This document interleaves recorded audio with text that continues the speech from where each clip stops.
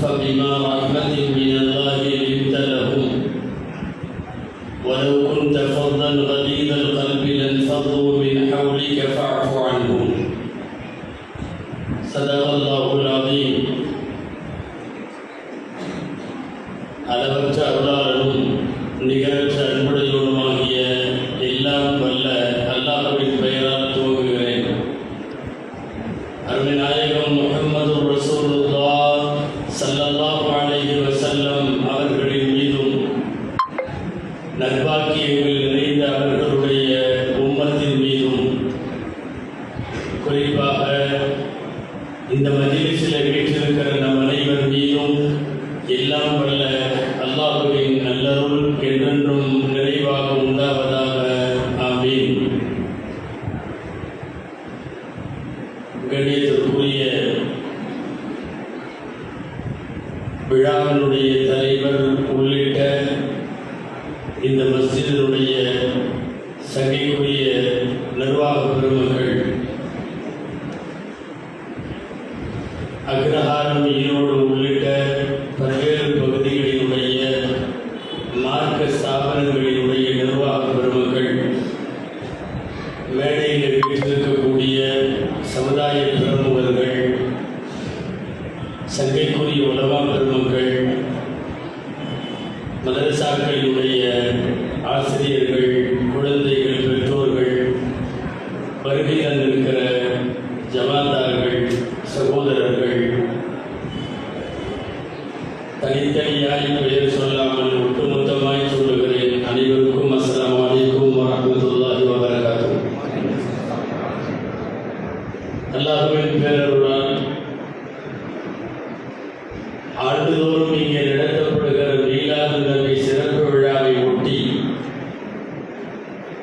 நபிகள் நாயகம் ஸல்லல்லாஹு அலைஹி வஸல்லத்தினுடைய வரலாறு மட்டும் பேசப்படாமல் சமூகத்தில் இன்றைக்கு தேவையான விஷயங்களை சென்று சேர்க்க வேண்டும் என்ற அடிப்படையில் இந்த மீலாது நபியை ஒட்டி தடம் பதித்த சமுதாயம் தடம் மாறுகிறது என்ற ஒரு முக்கியமான கருப்பொருளை தந்து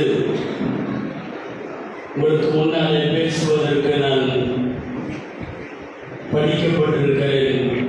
அல்லாஹ்விடத்தில் துஆ செய்கிறேன். அல்லாஹ் ஜல்ல ஷானஹு தஆலா பயிர்ந்தரும் விஷயங்களை பேசவும் கேட்கவும் தொடர்ந்து அது குறித்து சிந்திக்கவும் வரும் நாட்களிலே செயலாற்றவும் அல்லாஹ் அருள் புரிவானாக. நபிகள் நாயகம் ஸல்லல்லாஹு அலைஹி வஸல்லம் அவர்களுடைய பிறந்த மீலாது தலைவர் அவர்கள் சொன்னது போல் உலகத்தின் எல்லா பகுதிகளும் முந்தைய காலத்திலும் நிகழ்காலத்திலும் தேவையான வழிகாட்டல்களை பெறுவதற்காக நபிகள் நாயகம் ஸல்லல்லாஹு அலைஹி வஸல்லமை பற்றி பேசுகிறார்கள், எழுதுகிறார்கள், அவர்களின் வாழ்க்கையும் வாழ்வையும் ஆய்வு செய்கிறார்கள். உலகத்தில் புரட்சி என்ற ஒரு வார்த்தை எல்லாருக்கும் சொல்லப்படுது. புரட்சி தலைவர், புரட்சி கவிஞர், புரட்சி கலைஞர், புரட்சி நிறைய சொல்லுகிறார்கள். உண்மையான புரட்சி தலைமை என்பது அகில உலகிற்குமான புரட்சி தலைமை என்பது நபிகள் நாயகம் ஸல்லல்லாஹு அலைஹி வஸல்லமுக்கு மாத்திரம் பொருந்தும் என்பதை போகிற போக்கில் அல்ல ஆதாரங்களோடு நம்மால் சொல்ல முடியும். புரட்சினா என்ன? கம்யூனிஸ்ட் சித்தாந்தத்தில் புரட்சிக்கு விளக்கம் எழுதியிருக்கிறார்கள். கார்ல் மார்க்ஸ் போன்றவர்களே சொன்னது பேரு என்ன தெரியுமா? அதுக்கு முன்னாடி இருந்த மாதிரி அதுக்கு பின்னாடி இருக்க முடியாதுங்கிற நிலைமை எங்க வருதோ அதுக்கு பேர் புரட்சி. திரும்பவும் சொல்லுவேன், கொஞ்சம் கவனியுங்கள் இந்த வார்த்தையை.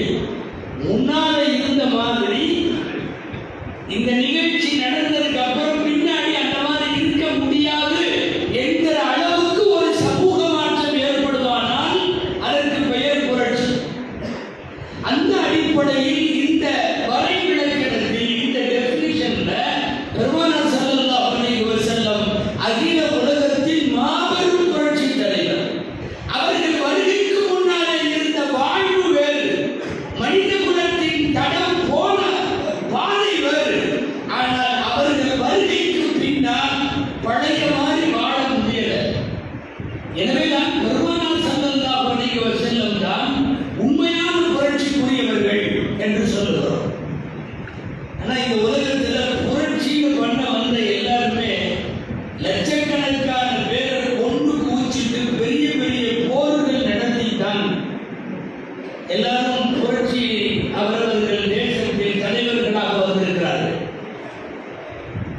என்னுடைய தலைப்புக்குள்ளே போவதற்கு முன்னால் ஒரு சின்ன அறிமுகம் பெருமானாரை பற்றி தந்துவிட்டு தலைப்பில் உள்ளே செல்ல வேண்டும்.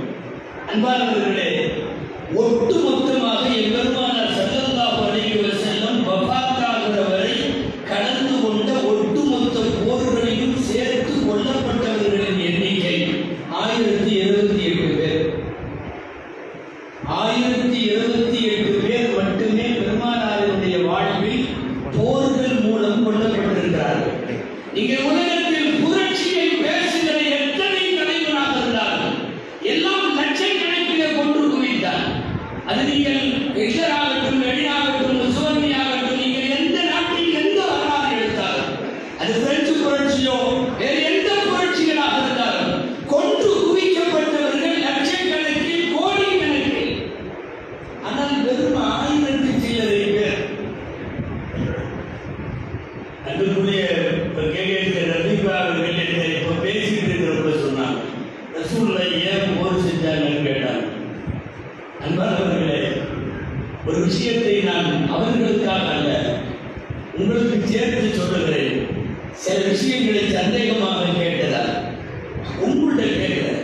63 வருஷம் ஒரு தலைவர் வாழ்கிறார். 63 வருஷ வாழ்க்கையில் 55வது வயசுல தான் ஃபர்ஸ்ட் யுத்தம் நடந்தது. அதுக்கு பேர் பத்ர் யுத்தம். 63 வயசுல 55 வயது வரைக்கும் வாள் எடுக்கவில்லை, ஆயுதம் தரிக்கவில்லை, எந்த போர் மைதானத்திலும் எதிரியை வாய்ப்பு கூப்பிட்டு வம்பிழுக்கவில்லை. 55 வருஷம் வரையும் அமைதி வாழ்க்கை வாழ்ந்த ஒரு தலைவரை சீண்டி பார்த்து ஊரை விட்டு போனதுக்கு பின்னாடியும் அங்கேயும் வாழ விட மாட்டேன்னு வம்பு பண்ண வந்தப்போ அதுக்கு மேல குடிஞ்சா அது கோழை தரும் வா பாத்திரமா என்று அவர்கள் முதலில் போர்க்களம் சந்திக்கிற போது வயசு 55, 63 வயசுல வஃபாத்து. 63 வருஷ வாழ்க்கையில் 8 ஆண்டு காலம் மட்டுமே நிர்பந்த நிலையில் திணிக்கப்பட்ட போர்களை எதிர்கொள்ளக்கூடியவரை இன்னைக்கு தப்பா வரலாறு பதிவு செய்கிறது. இஸ்லாம் வாழால் பரவியது. முகமது நபி எதற்கு போர் செய்தார்? போர் என்று சொன்னாலே விதவைகளும் எத்தீம்களும் தானே உருவாக்குவார்கள். வாழ்விழந்து போகிற குடும்பங்களுக்கு வழிவகுப்பது தானே போர் என்றெல்லாம் விமர்சனங்களை இந்த கோணத்தில் பார்க்க வேண்டும். 55 வயசு வரைக்கும் வாழ் எடுக்காத, ஆயுதத்தை கையில தரிக்காத அகிம்சத் தலைவர் சொல்ல போனா இத போர் என்று சொல்லுவதை விட பெருமானாருடைய வாழ்வை அறப்போர் என்று சொல்ல வேண்டும். அறப்போர் என்று சொல்லுவாங்க தெரியுமா? ஆயுதம் தரிக்காமல் நான் வயலன்ஸ் ஆக்டிவிட்டிஸ் பேர் தான் அறப்போராட்டம். ஆயுதம் தரிக்காத அகிம்சைக்குரிய தலைவர் பெருமானார் முஹம்மது ரசூலுல்லாஹ் ஸல்லல்லாஹு அலைஹி வஸல்லம் அவர்கள். அன்பானவர்களே, உலகம் உள்ளளவும் பேசப்பட வேண்டிய, திரும்ப திரும்ப கொண்டு சேர்க்கப்பட வேண்டிய தலைவர் நபிகள் நாயகம் ஸல்லல்லாஹு அலைஹி வஸல்லம். ஏன் மீலாது விழா? ஒன்றுமில்லை, இதை சொல்லுவதற்கு தான் மீலாது விழா. சொல்ல போனால் வசதித்தவர்கள் பங்கேற்கிற விழாக்களாக அது நடத்தப்பட்டு நபிகள் நாயகத்தினுடைய மனித நேயமும் இணக்கமும் உலகத்திற்கு கொண்டு போய் சேர்க்கப்பட வேண்டும். எல்லாருடைய காதுகளுக்கும். ப்ரொஃபசர் ஹிட்டின்னு ஒருத்தர் இருக்கார். ப்ரொஃபசர் கே ஹிட்டி ரொம்ப உதாரணமான வரலாற்று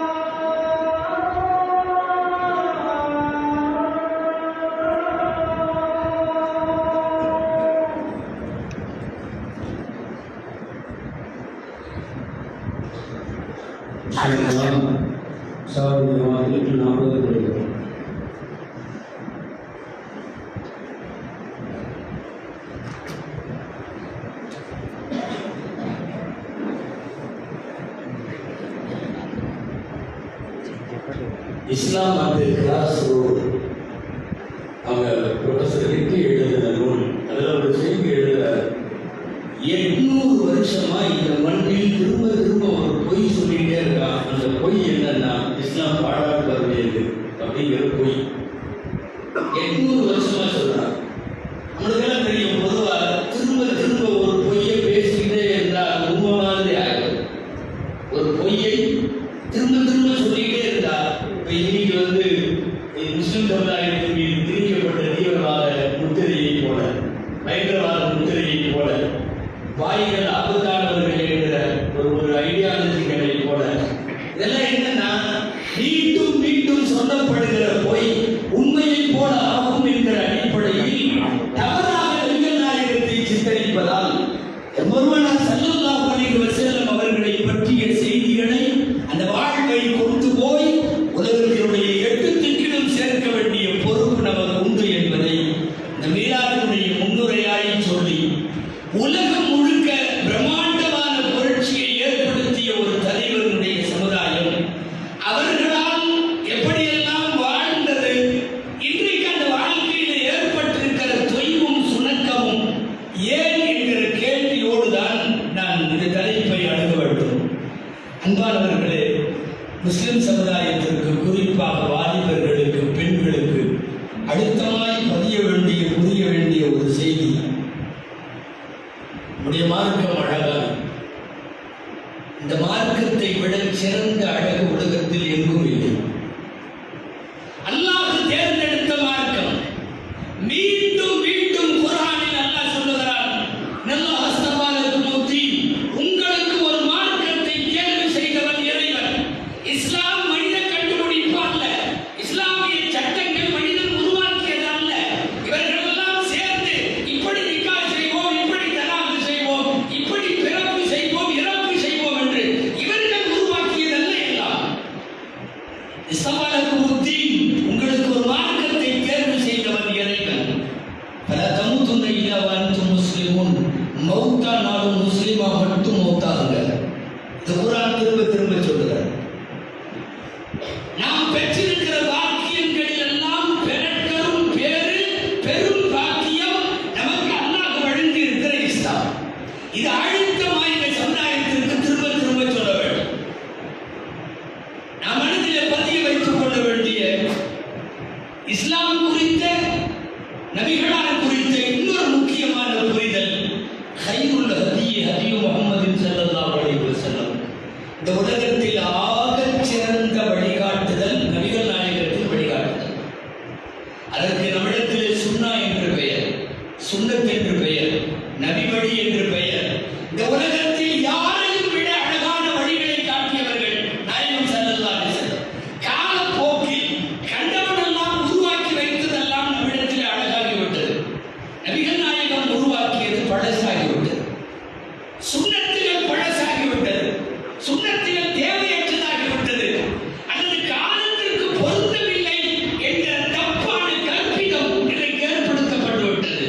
உண்மை உலகம் உள்ளளவும், இந்த உலகத்தில் உயிர்கள் உள்ளளவும் எம்பெருமானார் ஸல்லல்லாஹு அலைஹி வஸல்லமின் அழகிய வழிமுறையை போல் இந்த உலகத்தில் யாரும் வழிகாட்ட முடியாது. இதை யாரையும் திட்டுறதுக்கு சொல்ல, எம் பெருமையாக பதிவு செய்ய, நபிகள் நாயகம் வாழ்ந்து காட்டிய வாழ்வை போல், அவர்கள் விட்டு சென்ற கலாச்சாரத்தை போல் வேற எதுவும் சிறந்ததல்ல. முதல்ல அடுத்தவர்களை அண்ணாந்து பார்த்து அது நல்லாக இருக்குதுங்கிற நினைப்பு முஸ்லிம் சமுதாயத்திற்கு வரக்கூடாது. அவன் அங்கிருந்து இஸ்லாமை அண்ணாந்து பார்க்கிறார். இவன் ஆக உயர்ந்த இடத்திலே பன்னீரிலே அமர்ந்து கொண்டு சாக்கடையை சிறந்தது என்று சொன்னான். யாரையும் அண்ணாந்து பார்க்க வேண்டிய அவசியம் பெருமானார் ஸல்லல்லாஹு அலைஹி வஸல்லத்தினுடைய உம்மத்துக்கு கிடையாது. நல்லா சொல்ல போனா, அசிங்கம் என்று மனித மனம் நினைக்கிற அத்தனையும் இந்த மார்க்கத்தில் ஆரம்பமாக்கப்பட்டது. தடை முஸ்லிம்கள் அல்ல, மனிதர்கள் எதையெல்லாம் அசிங்கமாக கருதுவார்களோ அதுவெல்லாம் இங்கே ஹராம்.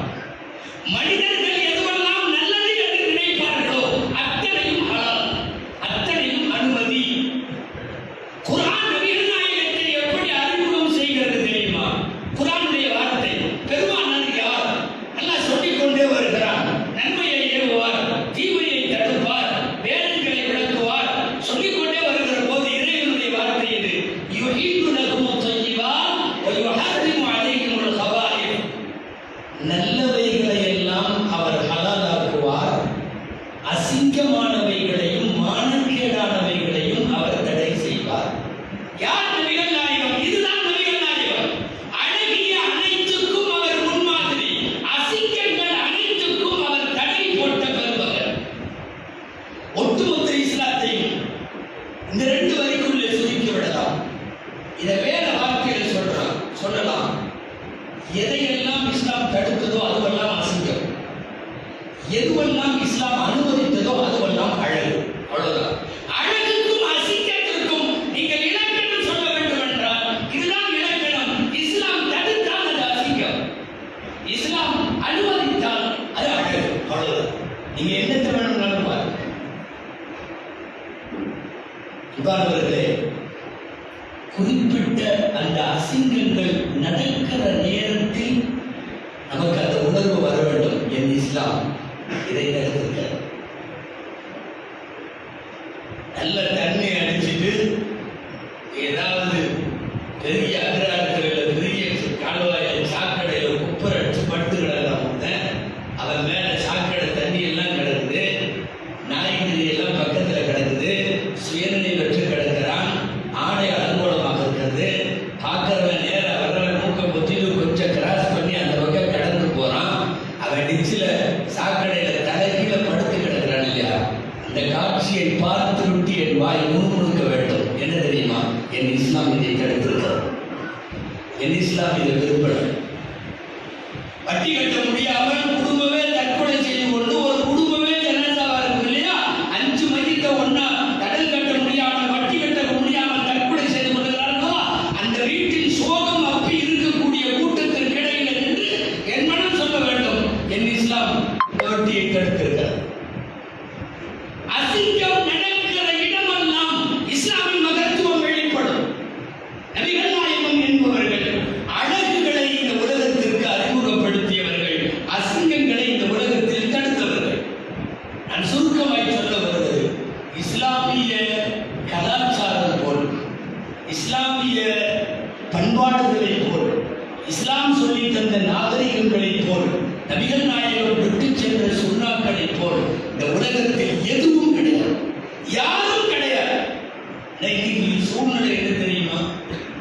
அமெரிக்கால ஏதாவது சொல்லிட்டா நம்ம வீட்டில் அமலுக்கு வருது, பிரிட்டன்ல ஏதாவது நடந்துட்டா நம்ம வீட்டில் அமலுக்கு வருது.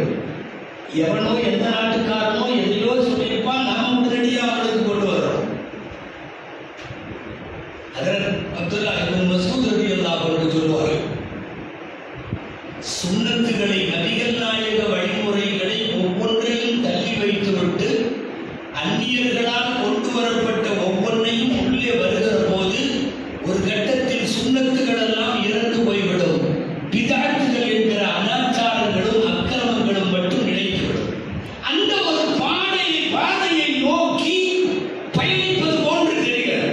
அதுதான் தடமாறுகிற சமுதாயம் என்று என்னை பேசி சொல்லுகிறார். எவனோ கொண்டு வந்ததெல்லாம் நமக்கு எதுக்கு? நபிகள் நாயகம் ஸல்லல்லாஹு அலைஹி வஸல்லம் வழிகாட்டியிருக்காங்க. என்ன இல்லை நபிகளார் வாழ்க்கையில் சொல்லுங்க.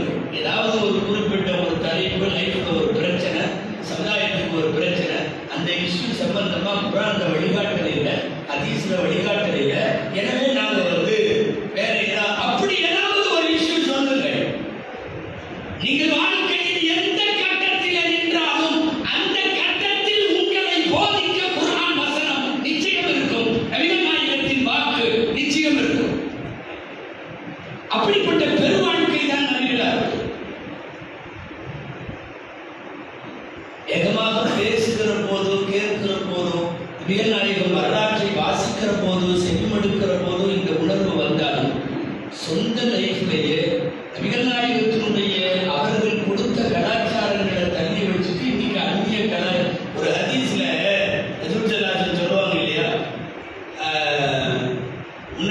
சமுதாயம் போன மாதிரியே நீங்களும் போறீங்க.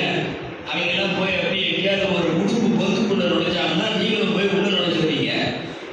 இப்படிதான் பண்றீங்க. கண்ணை மூடிட்டு அவன் போறது பொந்து, அதுக்குள்ள போய் நுழைறீங்கன்னு சொல்லுவாங்க. அப்போ கேட்பாங்க, யார் நீங்க யகூதி நஸராக்களை சொல்லுகிறீர்களா அப்படின்னு கேட்பாங்க சஹாபாக்கள்.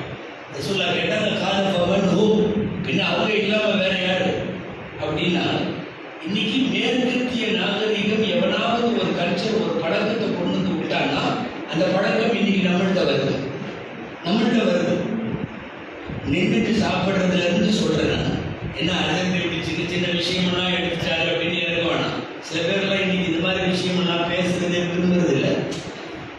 அதாவது நம்மாளுங்களேயே சில பேர் ஒரு கட்டத்துக்கு மேல போனோம்னா அவங்களா தங்களை இன்டலெக்சுவல் நினைச்சுக்கிறாங்க, அறிவுஜீவிகள் அப்படின்னு நினைச்சிட்டு ராஜகுமார்களுக்கு வேற வேலை இல்லை, எப்போ பார்த்தாலும் உட்காந்து சாப்பிட்டு இப்படி சாப்பிட்டு அப்படி சாப்பிட்டு இப்படி முன்னோக்கு அது தான் இவங்களுக்கு வேலை. நாங்கள் திரும்ப திரும்ப கேட்கிறோம், நாம சொல்றதை நிறுத்திடலாம். நீங்கள் செய்கிற செயலுக்கு ஏதாவது அறிவார்ந்து அறிவியல் ரீதியாய் புரியும் வண்ணம் ஏதாவது சொல்லுங்கள். நான் பல தடவை சொல்லியிருக்கோம், இந்த பர்த்டே கலாச்சாரம், வெட்டிங் டே கலாச்சாரம், இன்னைக்கு என்னென்ன டேவெல்லாம் வந்திருக்குல்ல, இது எல்லா கலாச்சாரம் யார் உருவாக்கிட்டு எப்படி வந்துச்சு உங்களுக்கு தெரியுமா? இப்போல்லாம் சில ஜும்மாவிலேயே கூட நீங்க இதெல்லாம் கொண்டாடாதீங்க, இந்த செலிப்ரேஷன்லாம் எதுக்குன்னு அஜெண்டெல்லாம் பேச முடியாது. பேசுனா சில இடத்துல முத்தோலி கூப்பிட்டு சொல்றாரு, நீங்க பயான் மட்டும் பண்ணுங்க, இதுக்கு பேர் வேற என்னன்னு தெரியல, நீங்க ஏன் சேர்த்து அதையெல்லாம் பேசுறீங்க? பள்ளிவாசலுக்கு பின்னாடி வீட்டிலேயே பெரிய விசேஷம் நடக்குது, அதையெல்லாம் நம்ம பேசலாமா? நீங்க பயான் பேசலாம். இந்த பயான் என்னன்னு இதுவரையும் புரிய மாட்டேங்குது. மூசாவின் வரலாறு, ஈசாவின் வரலாறு மட்டும் பயானா?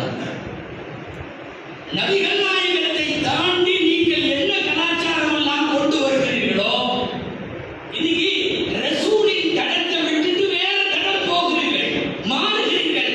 அந்த மாறுகிற பாதைக்கு அறிவார்ந்து ஏதாவது சொல்லுங்கள்.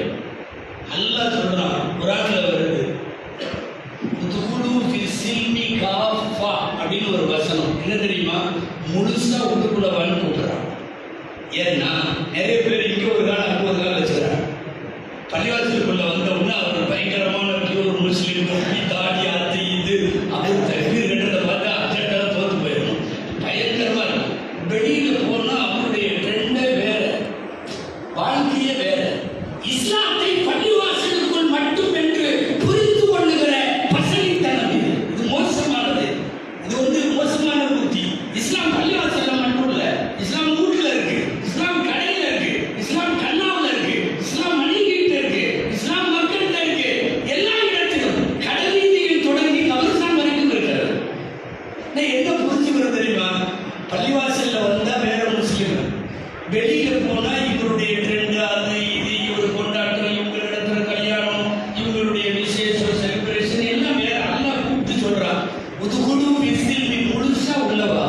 இப்படி ஒரு காலம் அப்படி ஒரு காலம் வராது.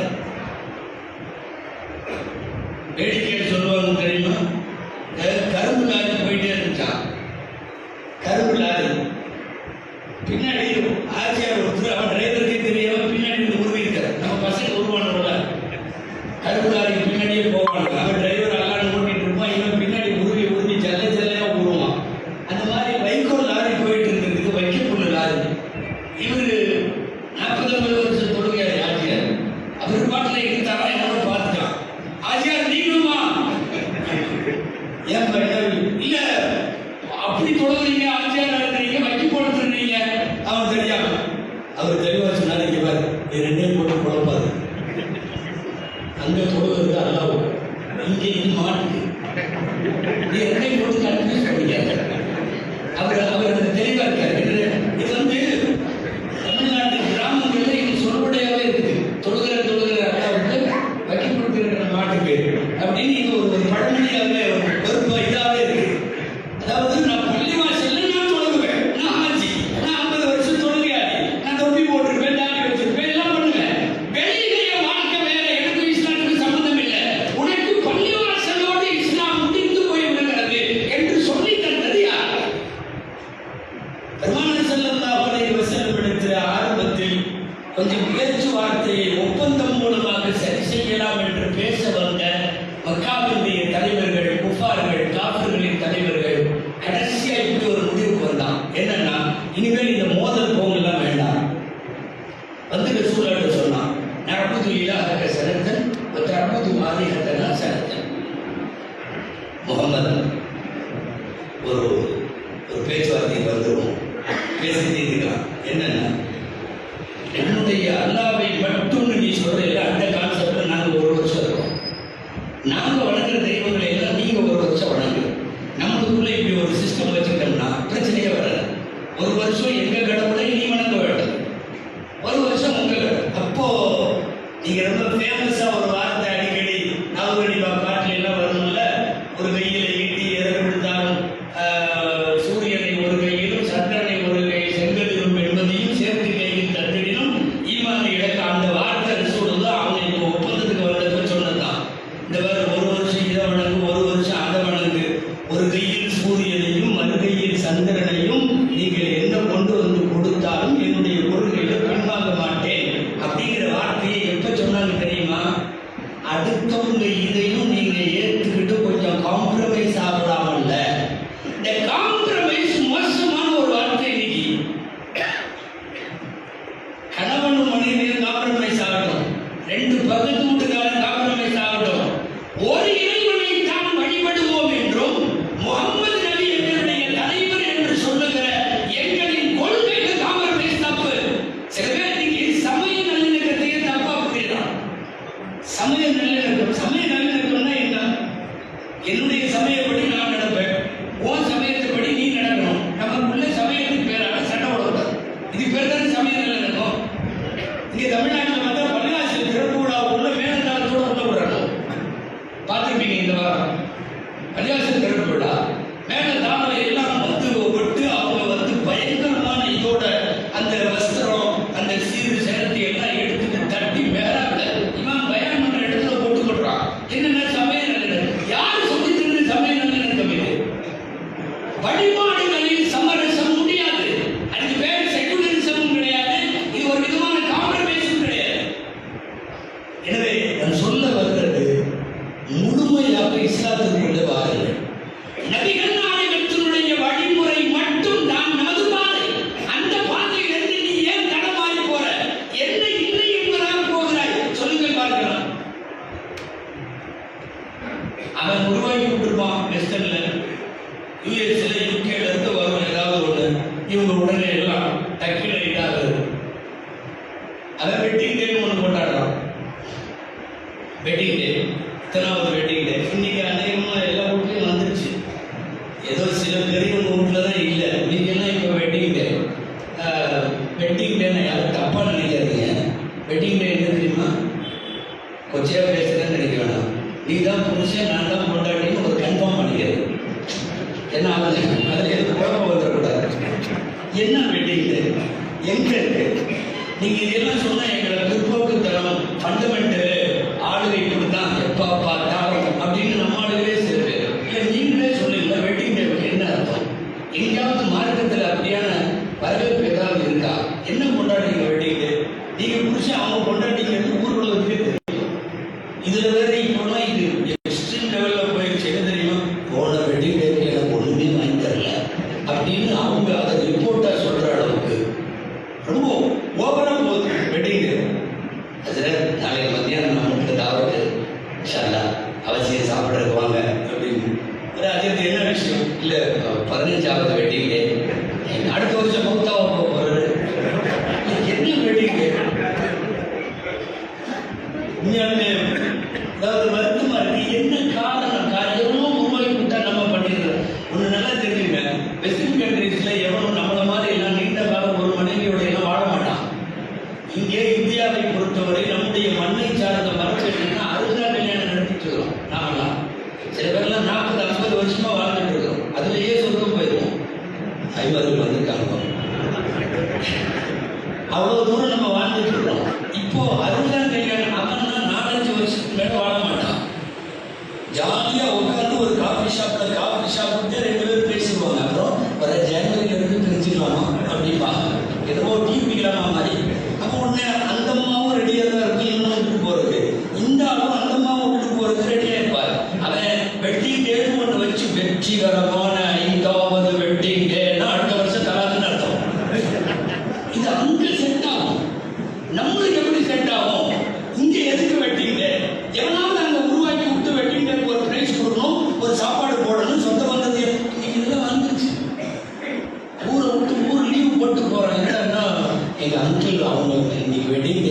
நாளைக்கு மண்டபம் முடிச்சு பண்ண போறார். நீங்கள் எங்காவது நம்பி வழிகளிலே காட்டுங்க.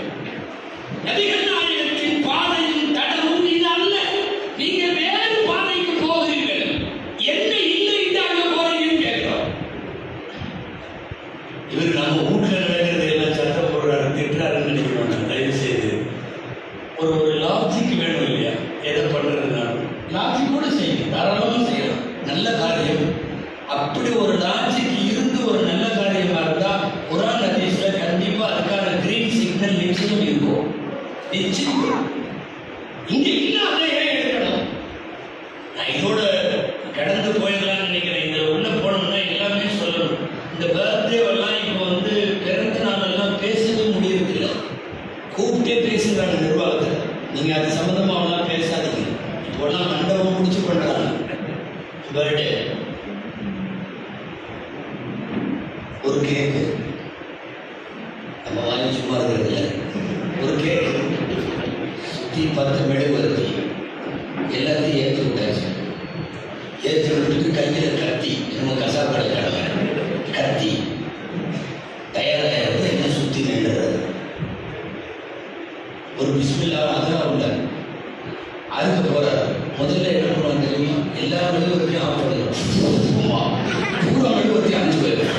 அணிஞ்ச ஹாப்பி பர்த்டே அப்படின்னு அணிஞ்ச உடனே எல்லாம் பாட்டு பாடிட்டு கத்தி எடுத்து போட்டு இவர் எரியாத 10 விளக்கை எரிய வச்சுட்டு ஹாப்பி பர்த்டேன்னா கொஞ்சம் புரியுது, மண்டையில கொஞ்சம் விளங்குது. நீ எரியிற விளக்கையெல்லாம் ஆஃப் பண்ணிட்ட. என்னடா ஹாப்பி பர்த்டே இது வெஸ்டர்ன்ல கண்டுபிடிச்சதாக. இதுக்கு என்ன அர்த்தம் தெரியுமா? எந்த 10 பேர் வாழ்க்கையாவது நாசமாக நீ மேல வந்துருக்க. யார் வாழ்க்கையாவது நாசமாக்கிட்டு நீ மேல வந்து இது அவளுக்கு பொருந்தும். அமெரிக்காவுக்கு இது பொருந்தும். ஒரு ஈராக்கை நாசமாக்கி, ஒரு ஆப்கானை நாசமாக்கி, ஒரு 10 இஸ்லாமிய கண்ட்ரிகளை நாசமாக்கி, ஒரு பலஸ்தீனை நாசமாக்கி அவன் ஸ்கூல் ஊதிட்டு ஹாப்பி பர்த்டேனா நம்ம ஊர்ல உட்காந்துருக்கு. அதே மாதிரி மெழுகுவர்த்தி ஆர்டர் பண்ணி, கேக்கு ஆர்டர் பண்ணி, பேரனுக்கு பர்த்டே இதுல பேர் அவனை கூப்பிட்டு இவனை கூப்பிட்டு என் பேர்டேக்கு அவர் வரலன்னு சண்டை போடுறான். எங்க இருக்குது? நான் கேட்கிறேன். நம் பெருமானாரின் தடம் என்பது பள்ளிவாசல்ல பயான் கேட்கறதுக்கு மட்டுமல்ல. நீங்கள் ஏன் அந்த பாதையை விட்டு வேறு பாதைக்கு போகிறீர்கள் சொல்லுங்கள். நீங்க எங்க அதாவது ரசூலுல்லாஹ் சொன்னது உண்மை. யஹூதி நஸராக்கள் வாழுகிற நாடுகளிலே இருந்து என்னவெல்லாம் கருத்தியலாக உருவாக்கப்பட்டு அனுப்பப்படுதோ அதை வாங்கிறதுல முஸ்லிம் சமுதாயம் ஃபர்ஸ்ட் வாங்குது. முஸ்லிம் சமுதாயம் தான் ஃபர்ஸ்ட் வாங்குது. மற்றவெல்லாம் கூட யோசிப்பான். நபிகள் நாயகத்தை கையில வைத்திருப்பவன், ஹதீஸில வைத்திருப்பவன், பள்ளியில வைத்திருப்பவன், ஏன் கல்வியில வைத்திருப்பவன் எதுக்காக வேண்டிய அடுத்தவங்களுடைய கருத்து நமக்கு அடுத்த அதாவது சிவிலைசேஷன் சொல்லுவாங்க. நாகரீகம் சார்ந்த வாழ்க்கை முறை உலகத்திலேயே ஸல்லல்லாஹு அலைஹி வஸல்லம் கொடுத்த மாதிரி யாரும் கொடுக்கல. நீ ஏதாவது ஒரு சுன்னத்தை சொல், அந்த சுன்னத்து அறிவுக்கு ஒத்து வரலன்னு சொல்லுவாங்க. எந்த சுன்னத்தா இருந்தாலும் சொல்ல போன கத்னா சுன்னத்து வரைக்கும் சொல்றேன். இன்னைக்கு காவல்துறை அரசாங்க ஆஸ்பத்திரிகள் எல்லாம் சிபாரிசு பண்ணி கத்னா பண்ண சொல்லிட்டு இருக்காங்க. இங்கிருப்பது அழகு என்று அடுத்தவன் பார்க்கிற போது அடுத்தவனின் கழிசடையும் சாக்கடையும் எதற்கு? இங்கிருக்கிற சமுதாயத்திற்கு அழகாக தெரிய வேண்டும் என்பதுதான் கேள்வி. நம்முடைய தடமும் பாதையும் நன்றா இருக்கிறப்போ ஏன் மாறணும்? அந்த தடத்தை விட்டு எங்க பார்த்தாலும் பியூட்டி பார்லர், தெருவுக்கு நாடு, ரேஷன் கடை கூட கம்மியாக தான் இருக்கு. பூரா இதுதான் என்ன பியூட்டி பார்லர் முருகாவா போகுது. ஞாயிற்றுக்கிழமை கல்யாணத்துக்கு வெள்ளிக்கிழமையே போய் பூர்வமெல்லாம் விடுறாரு. இங்கெல்லாம் கரெக்ட் பண்ணி அங்கேயெல்லாம் கரெக்ட் பண்ணி யாரும் ஒருத்தர் அன்னைக்கு ஜோக்குன்னு சொன்னார், பொன்னாடி வெளியே வந்து அடையாளம் தெரியல உள்ள என்னன்னா தெருவு பியூட்டி பார்லர் கொஞ்ச நாளைக்கு முன்னாடி இருந்துச்சா, ஒரு 10-20 வருஷத்துக்கு முன்னாடி இருந்துச்சா, எங்கிருந்தோ எவனோ திரிச்சு விட்டா உடனே நாம ரிசீவ் பண்ணிக்கிறோமே. என்ன இல்லை இங்க பியூட்டி பார்லர்ஸ் அதிகமா போயிட்டு இருக்கு. இப்ப அந்த டாட்டூ போடுறோம், டாட்டூவா உடம்புல எல்லாம் இது குத்திக்கிறது, ஃப்ளவர் வரைகிறது, இந்த பச்சை குத்துறது. அந்த பச்சை குத்துறது பழைய காலத்துல இதுல வச்சு குத்தி இங்க குத்துவானுங்க. இப்ப அந்த பச்சை குத்துறது பரிணாம வளர்ச்சி பெற்று அது வந்து இன்னைக்கு வேற மாதிரி எங்க பார்த்தாலும் டாட்டூ. அதாவது எவனோ உருவாக்கி விடுகிறான்.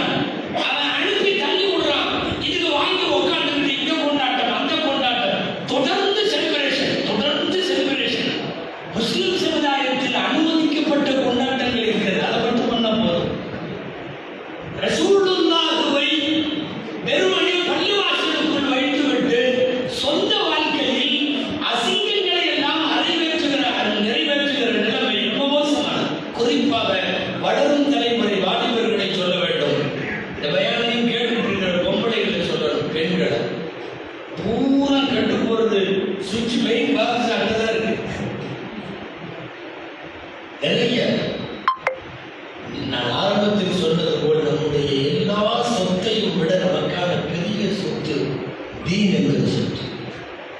நம்முடைய பெரிய ப்ராப்பர்ட்டி பெருமானா செல்லதான். அதை விட ஒன்றும் கிடையாது. கொண்டாட வேண்டியது பெருமானார், அவர்களின் வாழ்வை, அவர்களின் வாக்கை, அவர்களின் சுண்ணத்தை. உட்கார்றது, எந்திரிக்கிறது, படுக்கிறது, பார்க்கிறது, பேசுறது, சிரிக்கிறது, எல்லாத்தையும் எதுல வழிகாட்டவில்லை நபிகள் நாயகம் ஸல்லல்லாஹு அலைஹி வஸல்லம். தீன் பெரிய சொத்து. நல்ல ரசூலுல்லாஹி சொன்னது, நல்ல மாப்பிள்ளை வேணும். ஒரு பொண்ணுக்கு நல்ல மாப்பிள்ளை வேணும். ரசூலுல்லாஹி சொல்றாங்க, ரெண்டு விஷயம் இருக்கா பாரு. ஒன்று தீன் இருக்கான்னு பாரு, இன்னொன்று குணம் இருக்கான்னு பாரு. கண்ணை மூடிட்டு கட்டி கொடுத்து. இதா கதப இலைக்கும் மன் தர்லௌன தீனஹு வ குலுகஹு ஃபஸபிஜு. தீன் கரெக்டா இருக்கு, குலுக குணம். தீனும் குணமும் இருந்தால் கட்டி கொடுத்து விடு. இது நல்ல மாப்பிள்ளை. இல்லை, எனக்கு நல்ல மாப்பிள்ளை இருக்கிறான் என் வீட்டில், எனக்கு நல்ல பொண்ணு வேணும். அங்கேயும் தான் சொல்றாங்க, அழகுக்காக, அந்தஸ்துக்காக, கௌரவத்திற்காக இதுக்கெல்லாம் கல்யாணம் பண்றாங்க. தீன் இருந்தா கட்டிக்கும், மருமகளாக கட்டிக்கும். நல்ல மாப்பிள்ளை வேண்டும் என்றால் தீன் வேண்டும் என்கிறார்கள். நல்ல பொண்ணு வேணும், தீன் வேண்டும் என்கிறார்கள். எல்லா இடத்திலேயும் மார்க்கம் தான் அளவுகோல். மார்க்கத்தில் இங்க ஒரு கால், அங்க ஒரு கால் வேண்டியதில்லையே. அதுலயும் நாமெல்லாம் பாரம்பரிய முஸ்லிம் சமுதாயம். இன்னைக்கு புதிய முஸ்லிம்கள் யாரும் வருத்தப்படக்கூடாது. புதுசா இஸ்லாத்தில் சேர்றவங்க, குறிப்பா மேல்நாடுகளில் சேர்றவங்க எவ்வளவு அருமையா இருக்காங்க தெரியுமா? நாமெல்லாம் மாடர்ன் அப்படி இப்படின்னு எல்லாம் சொல்றோம். நம்மள்கிட்ட பாரம்பரிய முஸ்லிம்னு சொல்றோம், நம்மள்கிட்ட இல்லாத அங்க இருக்கு. எத்தனை பேர் ஏன்னா முழுசா நோஸ் பீஸ் அது இது புர்காவெல்லாம் போடுவதற்கு தடை செய்யப்பட்டிருக்கிற ஸ்பெயின்ல, டென்மார்க்ல இங்க எல்லாம் முழுசா நாம் முகம் மறைப்பது உட்கொண்டு முழு புர்காவோடு இருக்கிற பெண்களை பார்க்கிறோம். அவங்க எல்லாம் சமீபத்தில் முஸ்லிம் ஆனவங்க, எல்லாம் ஹைலி எஜுகேட்டட் ஃபேமிலியிலிருந்து வந்தவங்க, மிகப்பெரிய செல்வந்தர்கள் பெண்கள். புர்கா சூப்பர் மார்க்கெட்டில் போய் அமெரிக்காவிலையும் லண்டன்லையும் இன்னைக்கு பொருள் வரிசை அப்படி டிபார்ட்மெண்டல் ஸ்டோரில் போய் பார்த்துட்டு குழந்தை கேட்கிற சாக்லேட்டுக்காக பாக்கெட்டை எடுத்து பின்னாடி திருப்பி ஹலால் முத்திரை போட்டிருக்கா அப்படின்னு பார்த்துட்டு முத்திரை இருந்தால் குழந்தை கொடுக்கறது, இல்லைன்னா அப்படியே வச்சுட்டு குழந்தையை சமாதானப்படுத்தி கூட்டிட்டு போற தாய் சமீபத்தில் இஸ்லாத்தில் சேர்ந்தவர். அங்க இருக்கிற புதிய முஸ்லிம்கள் இப்படி எல்லாம் வாழுகிறார். குண்டு வெடிப்புக்கு இடையில முசல்லாவை வச்சு தொழுகிறாங்க. நமக்கு ட்ரெயின்லயோ ஃபிளைட்லயோ முசல்லாவை வச்சு தொழுவதற்கு இன்னும் சங்கோஜமா இருக்கு. ஆனா குண்டு வெடிப்புக்கு இடையில யுத்த பூமிக்கு மத்தியில முசல்லாவை விரித்துக் கொண்டு தொழக்கூடியவனை பார்க்கிறோமே. நிர்வாணமாக திரிகிற ஒரு நாட்டில் முழு புர்காவோடு நிற்பவர்களை பார்க்கிறோமே. ஆனால் பேடுதலை இதெல்லாம் புது முஸ்லிம்கள் இந்த வேலையை செய்கிறார்கள். பாரம்பரிய முஸ்லிம்கள் சொல்லிட்டு இங்க நாம உட்கார்ந்துக்கிட்டு ரசூலுல்லாஹ் சொன்னது பூரா விட்டுட்டு எவனோ சொன்னதையெல்லாம் எடுத்துக்கிட்டு அதையெல்லாம் ஃபாலோ பண்ணிட்டு போயிட்டு இருக்கிறோமா இல்லையா? நல்லா பாதுகாக்க வேண்டும். முஸ்லிம் சமுதாயம், குறிப்பாக வாலிபர்களும், இன்றைக்கு இருக்கிற நவீன வாலிப பெண்கள், யுவதிகள், இப்போல்லாம் நிறைய வாட்ஸ்அப்ல, ஃபேஸ்புக்ல இதெல்லாம் அதிகமா இப்போ காணவில்லை அப்படின்னு வருது. நிறைய பெண்கள் உங்களுக்கே தெரியும். முன்னெல்லாம் இப்படி வரல, இப்படி வரலங்கிறத விட இப்படி போகவும் இல்லை. போட்டோவோடு போடுறாங்க, பெண்ணை காணவில்லை, கிடைத்தவர்கள் இந்த நம்பரில் தொடர்பு கொள்ளுங்கள். 3 நாள் கழிச்சு கிடைத்து விட்டார்கள், அல்ஹம்துலில்லாஹ். 3 நாள் எங்கே போச்சுன்னு தெரியல. அது சமீப காலத்தில் வாரத்துக்கு 2-3 இந்த மாதிரி வருது. ஏதோ ஒரு ஆபத்தை நோக்கி யுவதிகள் போய் கொண்டிருப்பதை, வாலிப பெண்கள் பயணித்துக் கொண்டிருப்பதை பார்க்கிறோம். இது எப்படி இப்படி வருகிறது? ரொம்ப தடங்கள் மாறி போயிருக்கிற ஒரு சூழ்நிலை குறிப்பாக தமிழ் முஸ்லிம் சமுதாயத்தில் தெரிகிறது. யாராவது இஸ்லாத்தில் சேர்றதுக்கு வந்தா இங்கே நமக்கெல்லாம் மகிழ்ச்சியா இருக்கும். மார்க்கத்தை புரிஞ்சு அறிஞ்சு ஒருத்தர் நம்ம மூலியமா களிமா சொல்றாருன்னா எத்தனையோ பேருக்கு களிமா சொல்லி கொடுத்துருக்கோம். மனசுக்கு அப்படி சந்தோஷமா வரும். கையை கொடுத்து அஷ்ஹது அல்லா இலாஹா இல்லல்லாஹ் அப்படின்னு சொல்லி கொடுக்குறப்போ இப்போல்லாம் நிறைய பேர் முஸ்லீம் ஆகுறாங்க. வாரம் அவங்க இஸ்லாத்துக்கு பின்னாடி உள்ள நோக்கம் வேற. பையன் முன்னாடி வர்றான், யாரோ வேற மதத்தை சார்ந்த பையன், நான் இஸ்லாத்தில் சேரணுங்கிறான். அவனை தள்ளிக்கிட்டு பின்னாடி உள்ள இந்த புள்ள வருது, புர்காவை போட்டுக்கிட்டு. இவரும் நானும் பழகிறோம். அல்லது புள்ள வேற ஒரு மதத்துக்குள்ள வருது, இஸ்லாத்தில் சேரணும்னு தள்ளிக்கிட்டு நம்ம பையன் வர்றான். வாரம் பூரா என்ன நடக்கிறதுன்னு தெரியல. மார்க்கம் அப்படி வருபவர்கள் மார்க்கத்தில் நிற்பதும் இல்லை, நினைப்பதும் இல்லை. அவனுக்கு தேவை ஒரு டாக்குமெண்ட், ஒரு கல்யாணத்துக்கு. அதுக்காக மட்டும்தான் அவன் இஸ்லாத்துக்கு வர்றான். 199% இப்படி இஸ்லாத்தில் சேர்பவர்கள் அதில் நினைப்பதில்லை, நிற்பதில்லை, நீடித்திருப்பதில்லை, தொடர்ந்து இஸ்லாமிய வாழ்க்கை செய்வதில்லை. அவன் போயிடணும். அவனுக்கு தேவை பச்சையா சொல்ல போனா ஒரு சதை மோகம், அவ்வளவுதான். அவனுக்கு தேவை ஒரு உடல், அவ்வளவுதான். இருவரும் தங்கள் உடல் தேவையை தீர்த்துக் கொள்ள இஸ்லாத்திற்கு வருகிற போது என்ன மகிழ்ச்சி வரும்? சமுதாய நிலைமை யாரோ எங்கேயோ சொன்னதெல்லாம் சொல்லல, ஆதாரங்களுடைய அடிப்படையிலே தான் சொல்லுகிறேன். பொதுவாக ரிஜிஸ்டர் ஆஃபீஸில் இந்த கல்யாணம் பண்ணுறது, சப் ரிஜிஸ்டர் ஆஃபீஸ், இந்த என்னது கருவூலம்னு சொல்கிறாங்களே, அங்கெல்லாம் வந்து 15 நாள் அல்லது 21 நாளைக்கு முன்னாடி மதம் மாறி செய்யப்படுகிற கலப்பு திருமணங்கள் இந்த மாதிரி இருக்கு, நோட்டீஸ் போர்டில் ஒட்டுவாங்க. இந்த மதத்தை சார்ந்த பையன், இந்த மதத்தை சார்ந்த பிள்ளை இருவருக்கும் வரக்கூடிய 21ஆம் தேதி நம்முடைய ரிஜிஸ்டர் ஆஃபீஸில் கல்யாணம் நடக்குது. ஏதாவது அப்ஜெக்ஷன் இருந்தால் ரிஜிஸ்டர் தொடர்பு கொள்ளுங்க அப்படின்னு சொல்லி ஃபார் கான்டாக்ட் எல்லாம் போட்டு ஒட்டுவாங்க. இது எல்லா ரிஜிஸ்டர் ஆஃபீஸ்லையும் உள்ளது. ஒரு 3 மாதம் 6 மாதத்துக்கு ஒரு தடவை அப்படி ஏதாவது ஒன்று நிற்கும். என்னன்னா, பையன் முஸ்லீமாக இருப்பான், பொண்ணு வேறையா இருக்கும், அல்லது பொண்ணு முஸ்லீமாக இருக்கும், பையன் வேறையா இருக்கா, இப்படி ஒட்டுவாங்க. நீங்கள் நம்புவீங்களோ மாட்டீங்களோ, அங்கே அந்த போர்டெல்லாம் எம்பி வருகிற அளவுக்கு இப்போலாம் இருக்குது. பூரா இதுதான். கடந்த நவம்பர் மாதம் 210 ஜோடி, பையன் முஸ்லீம் பொண்ணு வேற, பொண்ணு முஸ்லீம் பையன் வேற, அரசாங்கத்தால் ஊக்குவிக்கப்பட்டு 210 ரெக்கார்டு. நான் சொல்றது டீ கடை பெஞ்சில் பேசுகிற விஷயம் அல்ல, டேட்டா பேசுறது. அல்லாஹ் அக்பர். என்ன நடக்கிறது தெரியுமா நாட்டில்?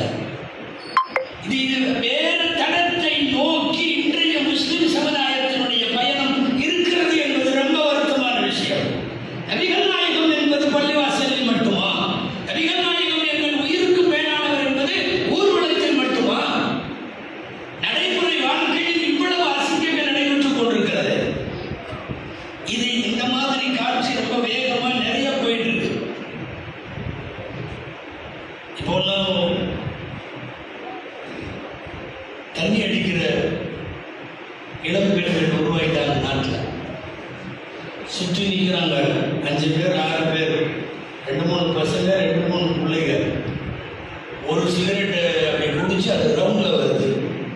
இதை எடுத்து இன்ஸ்டாவில் ரீல்ஸில் பதிவு போட்டு பாருங்க அப்படின்னு போடுறாங்க. குடிக்கிற பெண்கள், புகைப்பிடிக்கிற பெண்கள் என்று நாளுக்கு நாள் போய்கொண்டிருக்கிற இந்த அவலம் தான் ஒட்டுமொத்தமாக உனக்கு இஸ்லாத்தை பற்றி புரிதலும் இல்லை, உன் கையிலே இருக்கிற மாபெரும் தலைவர் நபிகள் நாயகம் என்கிற அந்த உயர்ந்த மனிதர்களுடைய எந்த நடைமுறையும் உங்களுக்கு தேவையில்லாமல் இருக்கு அப்படின்னு இதெல்லாம் அர்த்தம். நிறைய போய்விட ஸல்லல்லாஹு அலைஹி வஸல்லம் அவர்களுடைய வாழ்க்கை வழிமுறைகளை விட்டுவிட்டு நாம வேற எதையோ நோக்கி போறோங்கிறதுக்கு நிறைய சொல்ல முடியும். இன்னைக்கு நம்முடைய அத்தனையும் அதுதான். குறிப்பாக இளைஞர்களின் வாழ்க்கை, குறிப்பாக பெண்கள் சார்ந்த வாழ்க்கை. உங்க ஊர்ல எப்படின்னு தெரியல, நான் சென்னையை சொல்றேன். கல்யாணம் எல்லாம் ரொம்ப கந்தரகோலமா இருக்கு. கல்யாணம் எல்லாம் கன்றாவியா இருக்கு. எல்லா நிக்காவையும் அஜய்குமார் ஓதுறது கேட்டிருப்பீங்க. நிக்காது அந்நிக்காஹு மின் சுன்னதி ஃபமன் ரகிப அன் சுன்னதி ஃபலைஸ மின்னி ஓதுவாங்க. திருமணம் எனது வழிமுறை, அந்த ரசூலுல்லாஹ்வுடைய வழிமுறை அந்த ஓதுற இடத்துல மட்டும்தான் இருக்கு. எல்லாம்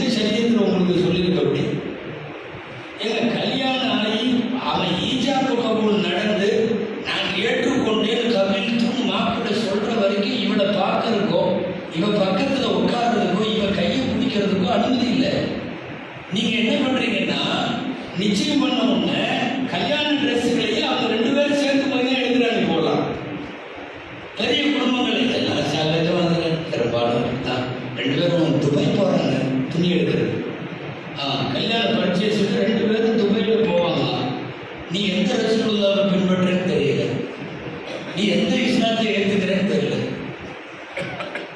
இந்த வந்து ஷாப்பிங் பிஃபோர் மேரேஜ்ங்கிறது இன்னைக்கு பரவிட்டு இருக்கிற பயங்கரமான கலாச்சாரம். நீங்க போய் விளக்கு கேட்டீங்கன்னா தற்போது பதிலாக வரும். அது அவனுக்கு அந்த புள்ள நாய் போச்சு, அந்த பிள்ளைக்கு அவன் நாய் போச்சு, அப்புறம் என்னங்கிறது.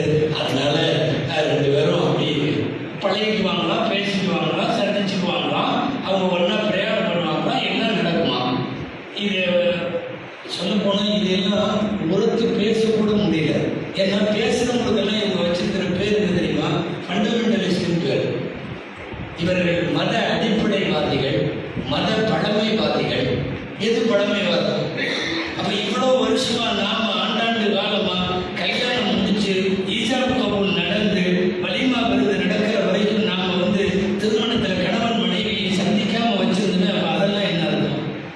நீங்க இப்போலாம் ஃபேஸ்புக்கில், வாட்ஸ்அப்பில், இன்ஸ்டாவில் எல்லாம் இருக்கிறீங்க, அதனால தெரிஞ்சிருக்கும். சமீப காலங்களில் ஒன்று கவனிச்சிங்களா? இந்த கல்யாணத்தில் மண்டபத்தில் மேலேயே டான்ஸ் ஆடணும். விதமாக தலையெல்லாம் ஆடுறீங்க. இந்த ஊரில் நடக்குதோ என்னமோ பயமாக இருக்கு. மாமா ஆடுறாரு, குப்பிமா ஆடுது, மாமா நீ ஆடுது, பூரா ஆடுது. என்னன்னா அது கொஞ்ச நேரம் அந்த அஞ்சலிச்சு நிற்க ஓதிட்டு போறாங்கல்ல, அது வரையும் தான் மரியாதை. உலமாக்கள் நிற்க ஓதும் பின்னாடி ஓடுது. ஆமா, அப்புறம் என்னன்னா டான்ஸ் ஆடுறான். எல்லாம் நீ கெட்டு கட்டையெல்லாம் ஆடுதுங்க. கட்டி தூக்கி கட்டிட்டு பார்த்தீங்கன்னா மாப்பிள்ளை பொண்ணு எல்லாம் குரூப்பா டான்ஸ் எடுத்து இது பண்றான். கல்லூரி பெண்கள்ல சமையலுக்கு சப்ளம் பண்றதுக்கு கூட்டிட்டு வந்துட்டு இருந்தாங்கல்ல, இப்ப வந்து டான்ஸ் ஆடுறதுக்கு கூட்டிட்டு வர்றான். சென்னையில் இன்னைக்கு அது நடக்குது. என்னன்னா எல்லாம் முடிஞ்சு முசாபாவெல்லாம் செஞ்சு மாப்பிள்ளைக்கு எல்லாம் இது பண்ண உடனே அடுத்து டான்ஸ் ஆடுறது. மேலையில ஒரே மாதிரி ஆடை அணிந்து சுமார் 20 பெண்கள் ஒரு பயங்கரமான குத்தாட்டம், பின்னாடி மியூசிக் போடுறான், அதுக்கு ஆடுறான், மண்டபம் முழுக்க தொப்பியும் தாடி. இது என்ன? நாம எந்த நபியை பின்பற்றுகிறோம்?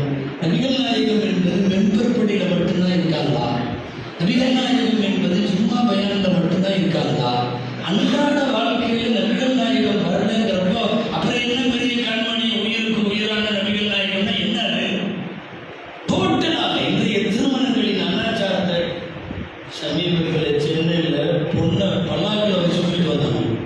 பொண்ணு மாப்பிள்ளை அந்த மேடையில் இருக்கிற ரிசப்ஷன் பல்லாக்கில் வச்சு பொண்ணு அலங்காரம் பண்ணி தூக்கிட்டு வந்துட்டாங்க. இந்த சாமி ஊர்வலம்லாம் போகும்போது நீங்கள் சாமி ஊர்வலம் போகிற மாதிரியே இருந்தது. அங்கிருந்து தூக்கிட்டு வரணும். எல்லாம் அந்த தூக்கிட்டு வர்ற 4 பேர் எல்லாம் ஒரே மாதிரி ட்ரெஸ் போட்டுடலாம். அங்கிருந்து தூக்கிட்டு வர்றோம். அதை வந்து பெருமையாக இது பொண்ணா இல்லை ஜனாசாவா சந்து கொடுத்துட்டு வர மாதிரி தூக்கிட்டு வர்றேன். ஜனாசாவை தானே 4 பேர் தூக்கிட்டு போகணும். முன்னாடி இப்படி 2 பேர், பின்னாடி இப்படி 2 பேர் மேலே உட்காந்து வச்சு கொண்டு வந்தாவே அது ஜனாசான்னு அர்த்தம். நீ பொண்ணை தூக்கிட்டு வர்ற பல்லாக்கில் வச்சு அது ஸ்டைலாக கொண்டு வந்து அந்த மியூசிக்கில் இந்த ராணுவ அணிவகுப்பு தெரியுமா? கொஞ்ச நேரம் இப்படியே நிற்பாங்க, கொஞ்ச நேரம் அப்படியே நிற்பாங்க.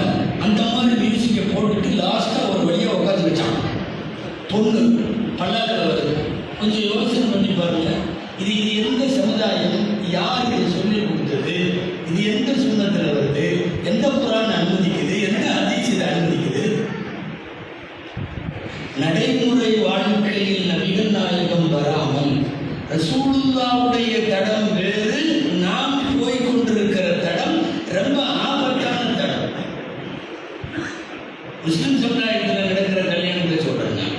எல்லாமே ஒரு கல்யாணம் திடீர்னு திடாப்புடா நானும் கூட்டம் எல்லாம் கடைக்கு நகர் மாப்பிள்ளை மகர் கொடுக்க வராரு, மகர் கொடுக்க வராரு. நகருங்கண்ணா மகர் பொதுவாக சபையில் அங்கேயே வச்சு கொடுத்துருவாங்க. பொண்ணோட அத்தை உட்காந்துருப்பாரு, அச்சப்ப உட்காந்துருப்பாரு, முத்தோழி உட்காந்துருப்பாரு. என்ன மகர் கொடுங்க, மகரை வாங்கி கொடுத்துருவாங்க. அப்படிதான் காசு சபைலாம் இருக்காங்க, அப்படிதான் பண்ணுவாங்க. இவன் இப்போ என்ன புதுசாக வச்சிருக்காங்கன்னா மகர் கொடுக்குறதுக்கு மாப்பிள்ளை வராரா. அந்த பொண்ணு தனியாக ஏரியா இருக்குல்ல, பெண்களுக்கு கழுவு போட்ட ஏரியா, இங்கிருந்து இவர் போறாரு. கையில் செயினை எடுத்துக்கிட்டு அந்த மகரை எடுத்துட்டு போறாரு. வழிவிடு மகர் தோப்புக்கு மாப்பிள்ளை வரார். அவன் நேராக போய் மகரை போட்டுட்டு ஒரு 500 புள்ள பொம்பளைகளுக்கு முன்னாடி மனைவிக்கு முத்தம் கொடுத்து வரான். இல்லை, நீங்க என்ன கல்யாணம் இது? இது என்ன நிக்கா?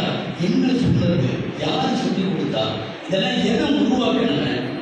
காலம் போக்குல என்னன்னா அதெல்லாம் சகஜம், அதெல்லாம் எல்லா ஊர்லயும் நடக்குது, சரித்திரமானவை கொடுத்தா அப்படின்ற மாதிரி இறங்கிறது இல்லை. அல்லாஹ் கூப்பிடுகிறான், முதுகுக்கும் பிசில்மி காப்பா, நீ முழுசா உள்ளவா. அல்லாஹ் சொல்றான், இஸ்லாத்துக்கு உள்ள முழுசாவா.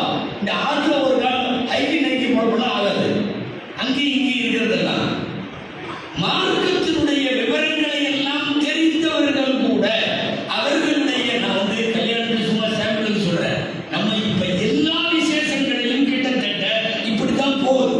ஒவ்வொரு செயலும் போற போக்கை பார்க்கிற போது ஸல்லல்லாஹு அலைஹி வஸல்லத்தினுடைய வழியிலிருந்து வேற மாதிரி போகுது. நான் பெற்றோர்களை எல்லாம் சொல்லிக் கொள்ளுகிறேன், நவீன காலத்தினுடைய வாலிபர்களை, வாலிப பெண்களை இதெல்லாம் கொஞ்சம் பாதுகாக்கணும். குர்ஆன்ல திரும்ப திரும்ப வருது இல்லையா, கண்குளிர்ச்சியான மனைவி மக்கள் வேண்டும்.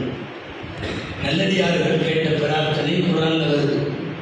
ரப்பனா ஹப் லனா மின் அஸ்வாஜினா வ ذُرِّيَّاتِنَا قُرَّةَ أَعْيُنٍ. கண்குளிர்ச்சியான மனைவி மக்கள் வேண்டும். 40 வயசு ஆச்சுனாவே அடுத்த தலைமுறையை பற்றி கவலை வந்துருவாமா. அல்லாஹ் வந்து குர்ஆன்ல ஒரு இடத்துல சொல்றான், பலக 40 சனத்தன் ஃபகால், குர்ஆன்ல வருது 26வது ஜுஸ்ல, அஸ்ஸலி ஃபீ ذُرِّيَّتِي, என் சந்ததியை எனக்கு சரிப்படுத்தி கொடு.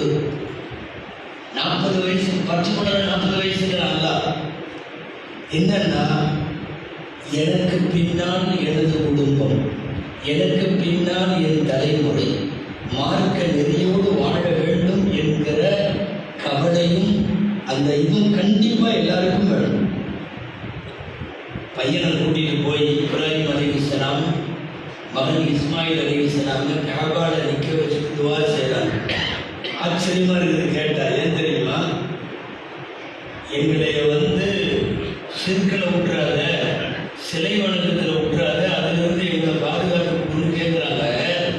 கேட்குற அவங்கள பற்றி குர்ஆன்ல எக்கச்சக்கமான இடத்துல ஒரு வார்த்தை வருது, மகான மினல் முஷ்ரிகீன் வலம் யகும் மினல் முஷ்ரிகீன் ஹனீஃபன் முஸ்லிமா, பியூர் முஸ்லிம் இப்ராஹிம் அலைஹிஸ்ஸலாம். கடுகளவு கூட மாசு மறுவற்ற பியூர் முஸ்லிம், ஹனீஃபன் முஸ்லிமான் வருது. ஹனீஃபானா பியூரிட்டின்னு அர்த்தம். அப்படி ஒரு பியூர் முஸ்லிம்னு அல்லாஹ்வே 28 இடத்துல குர்ஆன்ல இந்த வார்த்தை வருது. அப்படி சான்றிதழ் கொடுத்த இப்ராஹிம் அலைஹிஸ்ஸலாம் பையனை கூட்டிட்டு போய் நிற்க வச்சு, எனக்கு பின்னாடி என் பையனும் தொழிலணும், முகீம ஸலாத்தி வ மின் ذُرِّيَّتِي, அதே மாதிரி வஜ்னுப்னி வ பனிய அன் நஅ்புதல் அஸ்னாம், சிலை வணக்கத்தை விட்டு எங்களை காப்பாத்து. கேட்கிறது யாரு? இவர் சுத்தமான முஸ்லிம் என்று அல்லாஹ்வால் அடையாளப்படுத்தப்பட்ட இப்ராஹிம் அலைஹிஸ்ஸலாம் தன்னுடைய மகன்களுக்காக அப்படி கேட்கிறார்கள் என்றால் நாமெல்லாம் எம்மாத்திரம்? மார்க்கத்தை விட்டு வெளியே போயிட்டு இருக்கிறதெல்லாம் எம்மாத்திரம்? மார்க்கத்திற்கு கொஞ்சம் கூட தொலைவில் கண்டுக்காமல் இருக்கிறது எம்மாத்திரம்? தயவு செய்து சொல்லுகிறேன், பெருதற்கரிய பெரிய சொத்து நாம் வைத்திருப்பது இஸ்லாம் என்கிற சொத்து. அடைய முடியாத மாபெரும் பாக்கியம் எல்லாம் நம்ம கொடுத்துட்டான். அது என்ன தெரியுமா? எங்களின் தலைவர் நபிகள் நாயகம் ஸல்லல்லாஹு அலைஹி வஸல்லம். இந்த பெருமை வேண்டும். நபிகள் நாயகம் செய்ததை தவிர மீதி எல்லாமே கழுசட அப்படின்னு சொல்லுகிற தைரியம் இன்றைக்கு முஸ்லிமுக்கு வருவோம். அதுதான் பெருமானார் மீதான உண்மை தன்மை, உண்மை காதல். சும்மா பேசுறதில்ல நபிகள் நாயகம். இதுல மார்க்கத்தை பற்றி அவதூறு பேசுபவர்கள், மார்க்கத்தை புரியாமல் பேசுபவர்கள், இவங்க கூட சேர்ந்துட்டு இஸ்லாமிய சரியத்தையே வந்து கேள்வி கூத்தாக்க கூடாது. நல்லா தெரிஞ்சுங்க, மார்க்க சட்டம் மாறாது, கியாமத்து வரை மாறாது. நீ என்னென்ன வேணாலும் லண்டனை பார்த்து, அமெரிக்காவை பார்த்து, யூரோப்பியன் கண்ட்ரிஸை பார்த்து நீ என்னென்னமோ பண்ணலாம், மார்க்கம் மாறாது. கியாமத்து வரை ஹிஜாபு போகாது, கியாமத்து வரையும் புர்கா போக முடியாது, நீக்க முடியாது. கியாமத்து வரைக்கும் வட்டி ஹராம் தான். நீ என்னென்னவெல்லாம் வியாக்கியானம் சொல்லி கொண்டு வக்காலத்து பேசி கொண்டு வந்தாலும் வட்டி தான் ஆகாதான். இதில் நம்மாளுகளே சில பேர் இப்படி வட்டி இருந்தாருன்னா அப்படி வட்டி இருந்தாரு, அது பரவாயில்ல, இது என்னென்னமோ பேசி கொஞ்சம் அந்த அழாத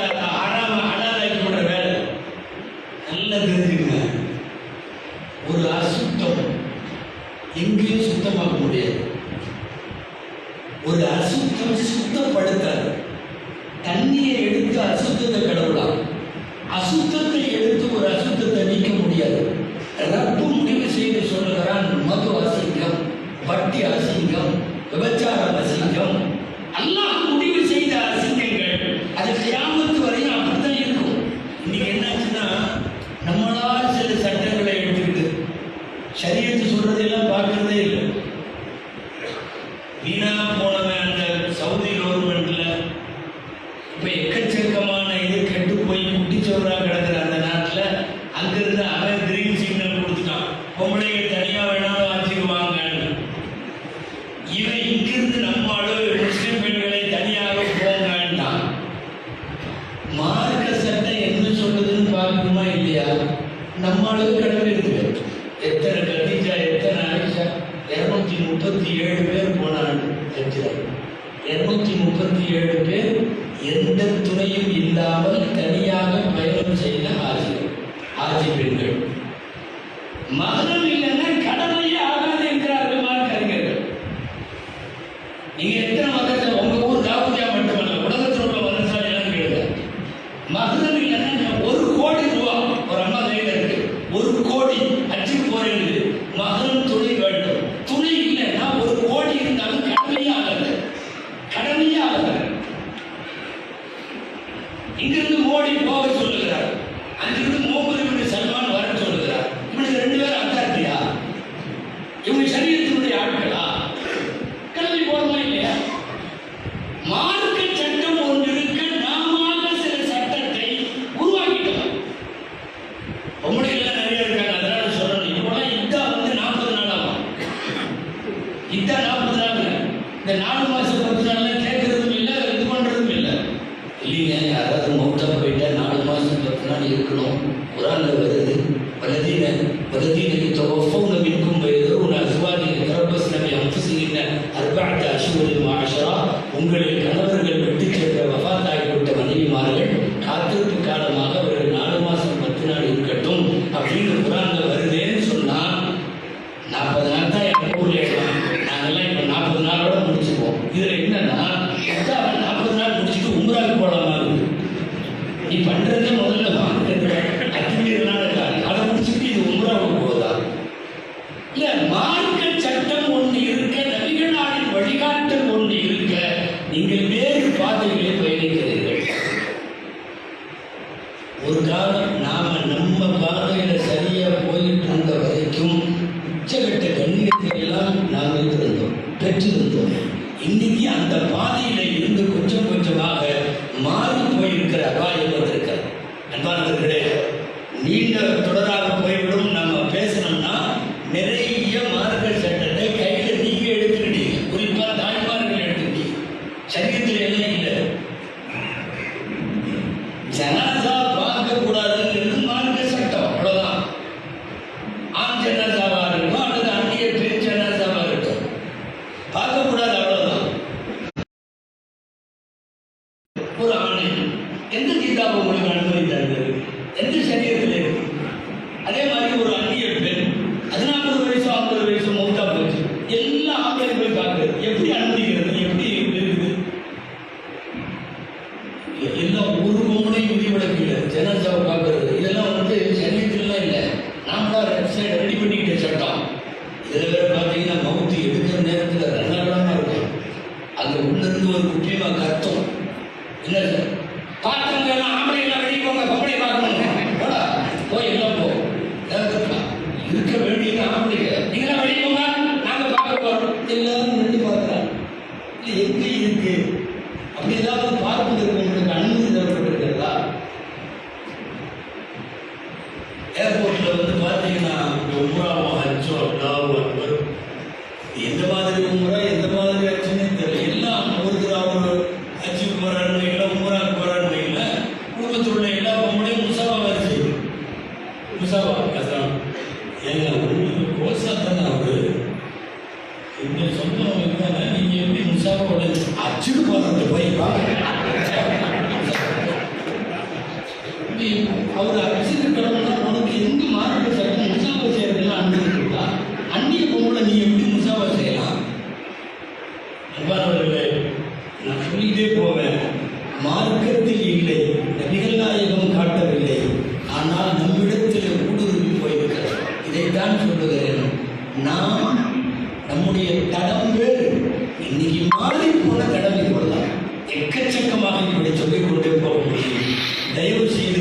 நான் துவங்கிய இடத்திலே வந்து நிறைவு செய்கிறேன்.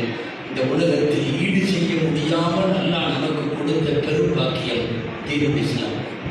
அடையவே முடியாத ஆகப்பெரிய பொக்கிஷம் எங்களின் தலைவர் நபிகள் நாயகம் ஸல்லல்லாஹு அலைஹி வஸல்லம் சொன்னதை செய்ததை. நாங்கள் அதை மட்டும்தான் செய்வோம். அந்நியன் எவன் என்ன சொன்னாலும் செய்ய மாட்டோம் என்று வந்தால் அது உண்மையான நபி நேசம். அப்படிப்பட்ட நபி நேசத்திற்கும் காதலுக்கும் தான் பெருமானார் ஸல்லல்லாஹு அலைஹி வஸல்லத்தை தலைமையாக ஏற்றுக்கொண்ட சமுதாயமாக இருக்க முடியும். அல்லாஹ்விடத்திலே பிரார்த்திப்போம். அல்லாஹ் ஜல்ல ஷானஹு தஆலா வாழும் காலமெல்லாம் பெருமானார் ஸல்லல்லாஹு அலைஹி வஸல்லத்தினுடைய சொல்லை, செயலை, வாழ்வை, வாக்கை அவர்கள் விட்டு சென்ற சுன்னத்துகளை பின்பற்றி பெருமானாரின் வழியில் இந்த சமுதாயம் மீண்டும் பெருமையோடு வாழ அல்லாஹ்வின் சமூகத்திற்கு இந்த உம்மத்து